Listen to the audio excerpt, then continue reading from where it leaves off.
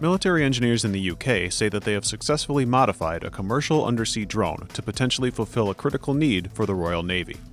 Undersea infrastructure has increasingly become a target for sabotage by adversaries, particularly in Europe. Identifying potential threats to underwater cables or pipelines is tricky enough, but sending response personnel below to deal with them could also put them in serious danger.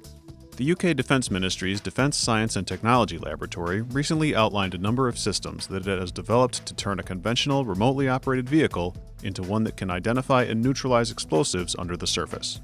The robot, which can be deployed either from the shore or a ship, sends video footage and sonar imagery back to its operators on the surface, and works with other seaborne robots to scan for potential hazards.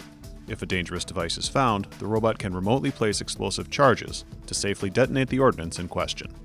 In addition to keeping humans out of harm's way, UK defense officials noted that the robot can operate at greater depths and for longer stretches than human divers. And they said that the robot is typically not destroyed during neutralization, allowing it to be used on additional missions.